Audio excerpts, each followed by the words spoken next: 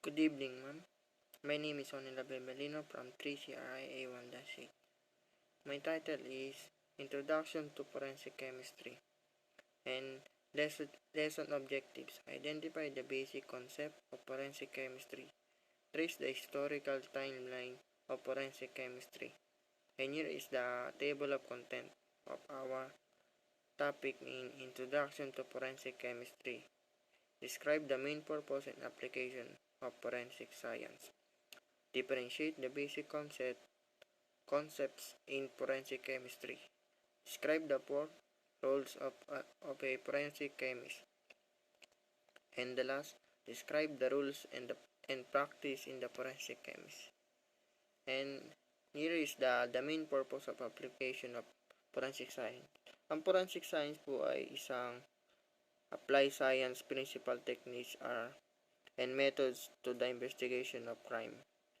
In pursuit of definition of forensic main seems to have connection with the more popular crime solving description, but it is thus.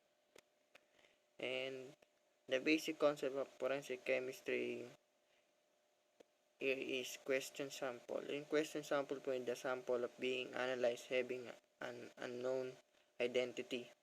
And yung evidence naman po, yun po yung available body or of pack of information indicating whether the belief of proposition is true or valid. And in scientific method naman po yung the principle and procedure for the systematic pursuit of knowledge. Ayan po yung the basic concepts in forensic chemistry. Yung known sample naman po, yun po yung the sample having a known identity or origin. Bali siya po yung nagano sa, yun po yung ng forensic chemistry na ina-apply po natin. Yung question samples, yung known samples, yung evidence, and scientific method. Yung scientific method naman po, yun po yung ask a question, do background research, construct a hypothesis, test with an experiment, and procedure working, no yes. Next is the four roles of forensic chemists. Ito na po yung trace evidence po. Yung forensic chemist analyze ng biological trace evidence found at the crime scene. And yung handling and documentation naman po yung the must follow strict procedure regarding the handling and documentation of evidence. And yung naman po, yung ensuring that the result accurate, yung siya po yung nagana pressure from law enforcement personnel to speed the result can be intense. And yung forensic chemist must be able to prioritize.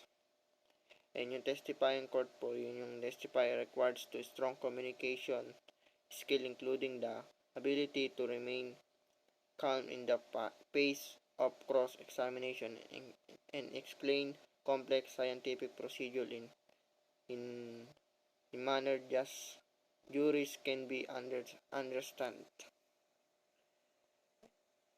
And the last is the rules in practice of forensic chemistry. Number 1, yung go slowly. Yung good work cannot be hurried. Therefore, take all the time necessary to make the case complete.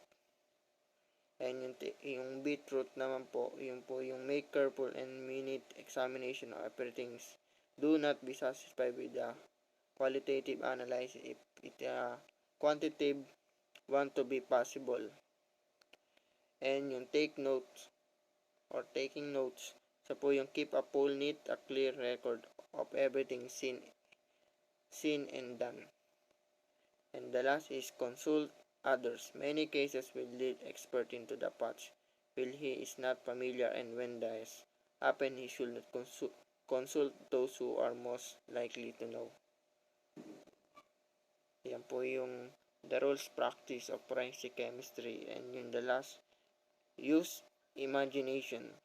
Yung use imagination naman po yun yung this is somewhat hazardous advices an expert with a uncontrolled imagination is the most dangerous person.